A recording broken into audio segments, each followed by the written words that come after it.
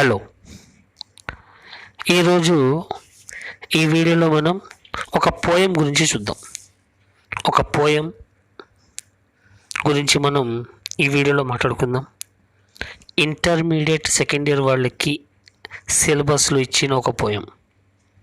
John Milton అనే poet రాసిన ఒక పోయం. పోయం పేరు on his having arrived at the age of 23. On his having arrived at the age of 23.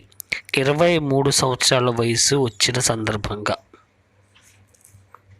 ఒక వ్యక్తి యొక్క ఆలోచనలు ఎలా ఉన్నాయి అనేది ఈ పోయంలో డిస్కస్ చేయడం జరిగింది జాన్ మిల్టన్ గారు.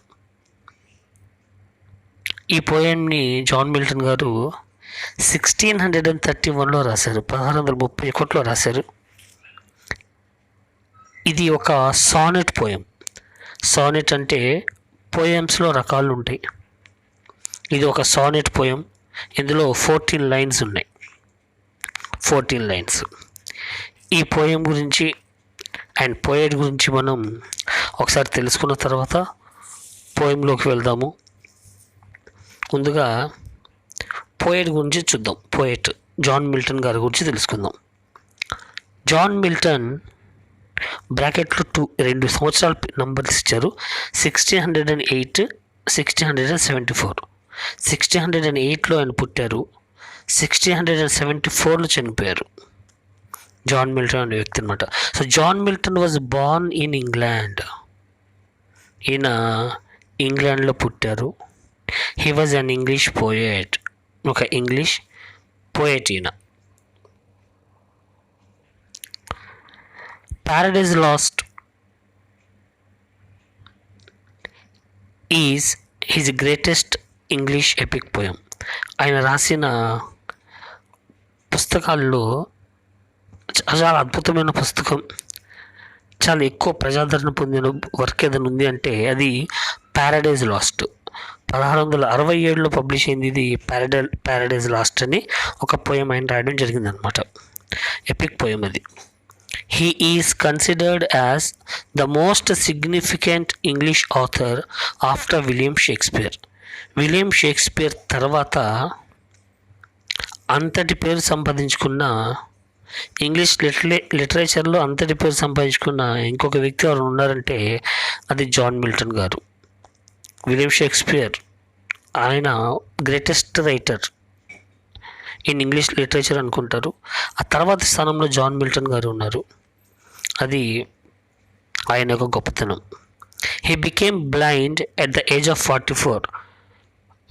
44 ఏళ్ళ వయసు వచ్చినప్పుడు ఆయనకి కళ్ళు పోతాయి.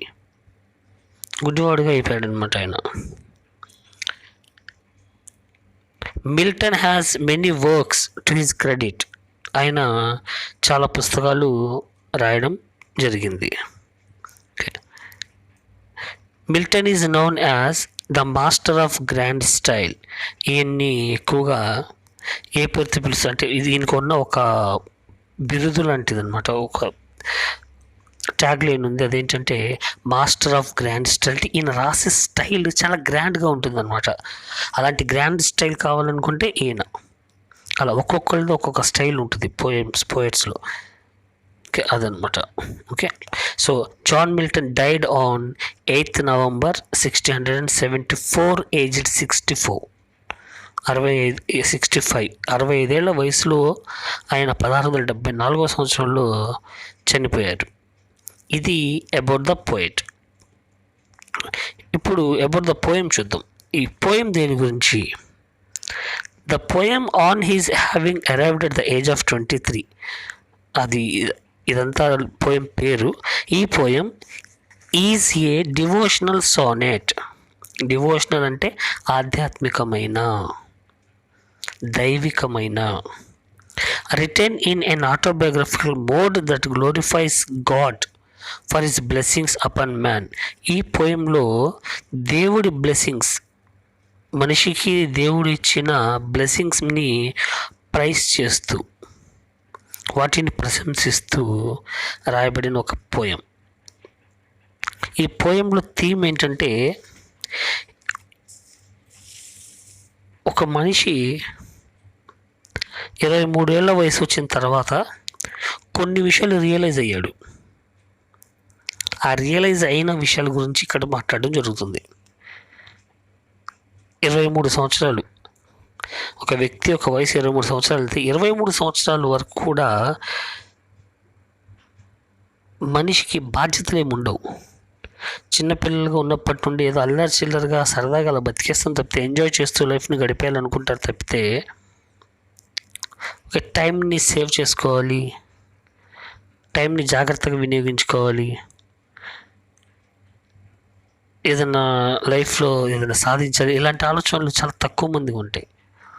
23 ఇయర్స్ ఏజ్ వచ్చే వరకు మనిషికి రెస్పాన్సిబిలిటీస్ ఏమి ఉండవు. 23 ఇయర్స్ తర్వాత నుండి అడల్ట్ అవుతాడు.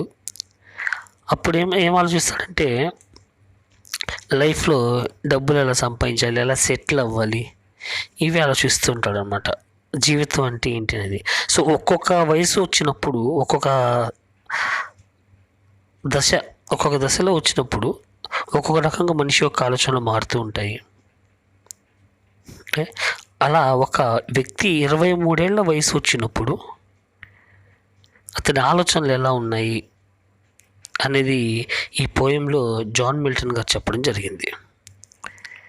పోయంలోకి వెళ్ళే ముందు ఇక్కడ కొన్ని క్వశ్చన్స్ అడిగారు వాళ్ళు.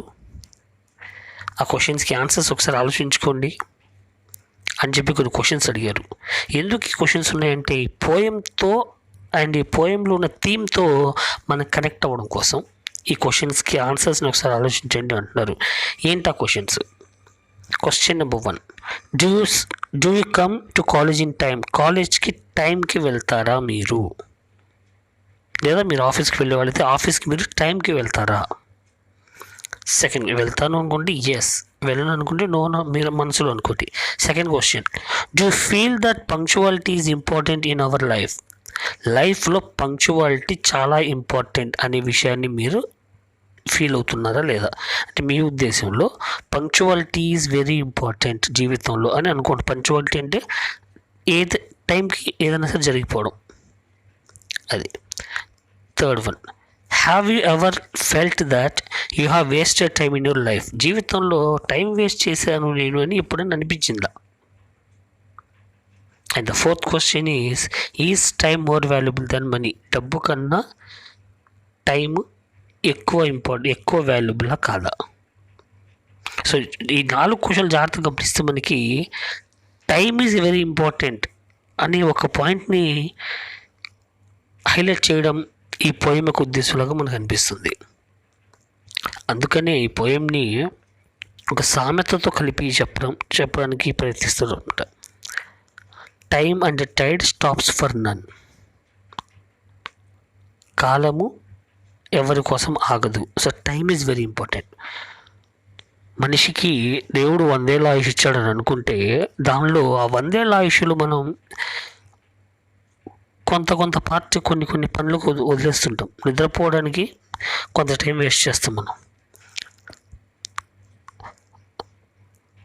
కబుర్లు చెప్పుకోవడానికి కొంత టైం వేస్ట్ చేస్తాం మనం, రోడ్ల మీద తిరగడానికి కొంత టైం వేస్ట్ చేస్తాం మనం, ఖాళీగా కూర్చోడానికి కొంత టైం వేస్ట్ చేస్తాం మనం, ఇజంట్ ఇట్? సో అలా టైం అనేది చాలా ఇంపార్టెంట్ మనిషి జీవితంలో. దాన్ని వేస్ట్ చేయకూడదు, సరిగ్గా వినియోగించుకోవాలి. అలా 23 ఏళ్ళ వరకు ఎలాంటి పని చేయకుండా, సరైన విధంగా టైంని తనకు ఉంచిన జీవితాన్ని ఉపయోగించుకోలేకపోయిన ఒక వ్యక్తి 23 ఏళ్ళ వయసు వచ్చినప్పుడు, 23వ బర్త్డే రోజు 23 ఏళ్ళ వయసు వచ్చినప్పుడు ఆలోచిస్తాడు, 23 ఏళ్ళు అప్పుడే గడిచిపోయాయి నా లైఫ్లో, నేనేం సాధించాను అనేది ఆలోచించి ఏం సాధించానో ఒకసారి గుర్తు చేసుకొని ఇక్కడ నుండి నేను ఎలా ఉండాలనేది ప్లాన్ చేసుకుంటాడు. అది ఈ పోయంలో వస్తుంది. మొత్తం 14 లైన్స్ ఉన్నాయి పోయంలో. ఒకసారి మనం పోయంలోకి వెళ్దాం. How soon hath time the subtle thief of youth? Time గురించి మాట్లాడుతున్నారు ముందు ఫస్ట్ లైన్లో. టైం గురించి, టైంని థీఫ్ ఆఫ్ యూత్తో పోలుస్తున్నాడు. కాలం ఒక దొంగ లాంటిదంట. టైం అనేది దొంగ లాంటిది. ఏం దొంగిలిస్తుందంటే నా యవ్వనాన్ని దొంగిలించుకుపోతుంది. Stealing on his wing my 3 and 20th year. నా 23 ఏళ్ల జీవితాన్ని కాలం అనే ఒక పక్షి తన రెక్కల మీద దొంగిలించుకుని పోయింది. అంటే 23 ఏళ్ళు టైం నాది వేస్ట్ అయిపోయింది. కాలం నా జీవితాన్ని దొంగిలించేసింది. సో నేను వేస్ట్ చేశానని చెప్తున్నాను అనమాట. My hasting days fly on with full career, but my late spring no bird or blossom showeth. Time అనేది చాలా వేగంగా మూవ్ అయిపోయింది. చూస్తూ 23 సంవత్సరాలు ఒట్టే గడిచిపోయాయి నా లైఫ్లో. నేను ఇది సాధించాను అని చెప్పుకోవడానికి ఏమి లేదు. 23 ఏళ్ళ టైం వెనక్కి తిరిగి చూసుకుంటే నేనేం సాధించాను 23 ఏళ్ళు అనుకుంటే నథింగ్. నా కంటికి అది ఏం కనిపించట్లేదు. సో 23 ఏళ్ళు నేను ఏమి సాధించుకొని చెప్పుకోదగ్గ విజయాలు ఏమి లేవు నా లైఫ్లో. అలా 23 ఏళ్ళు అనవసరంగా నేను వేస్ట్ చేశాను అని చెప్పడం కోసం కాలం నా యవ్వనాన్ని తీసుకెళ్ళిపోయింది, కాలం నా 23 ఏళ్ళ జీవితాన్ని తీసుకెళ్ళిపోయింది అని చెప్తున్నాడు. అది ఫస్ట్ స్టాంజా. మొత్తం 4 స్టాంజెస్ ఉన్నాయి. ఫస్ట్ టూ స్టాంజెస్లోనేమో 4 లైన్స్ ఉన్నాయి. థర్డ్ అండ్ ఫోర్త్ స్టాంజాలో 3 లైన్స్ ఉన్నాయి. టోటల్గా 14 లైన్స్. సెకండ్ స్టాంజాలోకి వద్దాం. Perhaps my semblance might deceive the truth that I to manhood yam arrived so near. నా శరీరం అండ్ నా రూపం, నా బాడీ, నా ఫిజిక్ చూసి చాలా యంగ్గా అనిపించవచ్చు. మీరు యంగ్గా కనిపిస్తున్నానేమో, బట్ నేను యంగ్ కాదు.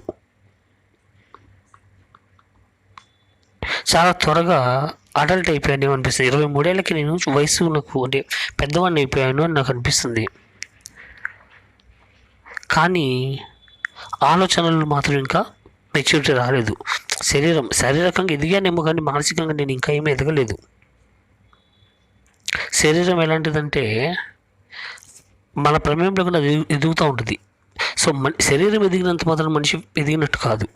మానసిక పరిపక్వత ఉండాలి, మానసిక మెచ్యూరిటీ ఉండాలి. మెంటల్ మెచ్యూరిటీ ఉంటేనే, సైకలాజికల్ మెచ్యూరిటీ ఉంటేనే మనిషి ఎదిగినట్టు. సో శరీరం పెరుగుతుంది, వయసు కనిపిస్తుంది శరీరం మీద, కానీ నా మనసు ఇంకా ఎదగలేదు సరిగ్గా. 23 ఏళ్ల వయసు వాళ్ళగా నా ఆలోచనలు లేవు. And inward ripeness doth much less appear that some more timely happy spirits endueth. So inward ripeness మాత్రం అంటే రైప్నెస్ అంటే పరిపక్వత చెందడం అనమాట. సో నా మానసిక పరిపక్వత ఇంకా అలాగే ఉండిపోయింది. అది యాక్చువల్గా అది ఇంపార్టెంట్. శారీరక పరిపక్వత కన్నా మానసిక పరిపక్వత అనేది అంటే మెంటల్గా మెచ్యూర్ అనేది చాలా ఇంపార్టెంట్. అది నాకు ఇంకా కనిపించలేదు అంటున్నారు సెకండ్ పారాగ్రాఫ్లో. Third paragraph, yet be it less or more or soon or slow it shall be still in strictest measure even to that same lot however mean or high. ఏదేమైనా కూడా ఇప్పుడు మానసిక పరిపక్వత సంగతి పక్కన పెట్టండి. అదేదేమైనా కూడా ఆ దేవుడు నాకు ఇప్పటి వరకు కొంత శక్తి అంటూ ఇచ్చాడు. 23 ఏళ్ళ కాలంలో దేవుడు నాకు ఒక శక్తి, కొంత ఎనర్జీ ఇచ్చాడు. ఆ ఎనర్జీ ఇచ్చినందుకు దేవుడికి నేను కృతజ్ఞుడిని. ఆ దేవుడికి నేను రుణపడి ఉన్నాను. దేవుడు నాకు శక్తి ఇచ్చాడు, ఎనర్జీ ఇచ్చాడు వాడడానికి. దానికి నేను ఆయనకి రుణపడి ఉంటాను అని చెప్తున్నాడు ఇక్కడ ఆ థర్డ్ స్టాంజాలో. Come to the fourth stanza. Toward which time leads me and the will of heaven all is if I have grace to use it so as ever in my great taskmaster's eye. So ఇప్పుడు దాకా దేవుడు ఇచ్చిన ఎనర్జీని నేను సరైన దాంట్లో వాడలేదు. దేవుడు చాలా ఎనర్జీ ఇచ్చాడు, 23 ఏళ్ళు వయసు ఇచ్చాడని చెప్పాం కదా. దాన్ని నేను సరిగ్గా వాడుకోలేదు, ఆ ఎనర్జీని సరిగ్గా వాడలేదు. సరిగ్గా అంటే ఏంటి, ఏం చేయలేదు అంటే దేవుడు నన్ను భూమి మీద ఎందుకు సృష్టించాడు? ప్రతి ప్రాణిని కూడా దేవుడు ఏదో ఒక ప్రయోజనార్థం సృష్టిస్తాడు. సో నన్ను కూడా అలాగే దేవుడు ఏదో ఒక ప్రయోజనంతో సృష్టించాడు. ఏంటి ఆ ప్రయోజనం అనేది నేను ఇప్పటిదాకా ఆలోచించాల. 23 ఏళ్ళు అట్లా వేస్ట్ చేశాను, నేను ఎందుకు దేవుడు నన్ను సృష్టించాలని ఆలోచించలేదు. బట్ ఇప్పుడు నేను ఆలోచిస్తే నాకు అనిపిస్తుంది, దేవుడు నన్ను ఒక మహత్తరమైన కార్యం కోసం, ఒక ఇంపార్టెంట్ టాస్క్ కోసం నన్ను ఇక్కడికి పంపించాడు. ఈ టైం అనేది నన్ను ఎక్కడికి తీసుకెళ్ళినా కూడా నా శక్తి మొత్తాన్ని, నాకు దేవుడిచ్చిన ఎనర్జీ మొత్తాన్ని, నా లైఫ్ మొత్తాన్ని కూడా ఆ దేవుడు నాకేం పని ఇచ్చాడో, ఏ టాస్క్ మీద ఈ భూమి మీద పంపించానో ఆ టాస్క్ని కంప్లీట్ చేయడానికి వినియోగిస్తా. నా పవర్స్ని, నా దేవుడిచ్చిన శక్తిని, దేవుడిచ్చిన జీవితాన్ని ఇకపైన, ఇప్పటిదాకా ఎలాగ 23 ఏళ్ళ వయసు వేస్ట్ చేశాను నేను, ఇక నుండి దేవుడు నాకు ఇచ్చిన పనిని నేను సక్రమంగా నిర్వర్తించాలనుకుంటున్నాను. ఏంటి దేవుడు నాకు ఇచ్చిన పని అంటే, మానవ సేవ చేయడం. మానవ సేవయే మాధవ సేవ అంటారు కదా, అది. సో మనిషి దేవుడు ఎందుకు సృష్టించాడంటే సాటి మనిషికి సహాయం చేయడం కోసం.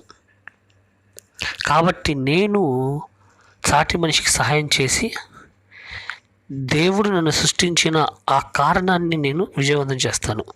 దేవుడు నన్ను చూసి, నేను ఎందుకు సృష్టించాను, నేను చెప్పినట్టుగానే నువ్వు సాటి మనిషికి హెల్ప్ చేస్తున్నావు అని చెప్పి దేవుడు తనను తాను చూసి గర్వపడాలి. ఎందుకంటే నేను సృష్టించిన ఈ మనిషి ఇతని జన్మ వేస్ట్ అవ్వలేదు అని చెప్పి దేవుడు నన్ను చూసి గర్వపడాలి. సో ఇక నుండి నేను ఆ టాస్క్ చేస్తాను. 23 ఏళ్ళు టైం నేను వేస్ట్ చేశాను ఇప్పటి వరకు. ఇక నుండి నేను జాగ్రత్తగా మసులుకుంటాను. నా టైంని వేస్ట్ చేయను, నా జీవితాన్ని వేస్ట్ చేయను. దేవుడు నాకు ఇచ్చిన శక్తిని మొత్తాన్ని కూడా నేను నా శక్తిని ధారపోసి దేవుడిని సంతోషపెట్టడానికి ప్రయత్నిస్తా. దేవుడు ఎప్పుడు సంతోషిస్తాడు అంటే, ఆయనకు పూజలు పురస్కారాలు చేసి పాలాభిషేకాలు చేస్తేనో కాదు, బట్ సాటి మనిషికి సహాయం చేస్తేనే దేవుడికి నచ్చుతాం మనం. దేవుడు సంతోషిస్తాడు. దేవుడిని సంతోషంగా ఉంచడం కోసం దేవుడు నాకు ఇచ్చిన టాస్క్, సాటి మనిషికి సేవ చేయడం అనే టాస్క్ని నేను కంప్లీట్ చేస్తాను. ఆ దేవుడిని నేను సంతోషపెడతాను అంటున్నాడు. ఇది poem on his having arrived at the age of 23 అనేది. ఒక రకంగా చూస్తే ఇది ఆధ్యాత్మికతని, డివోషన్ని రిప్రజెంట్ చేస్తూ ఉంటుందన్నమాట.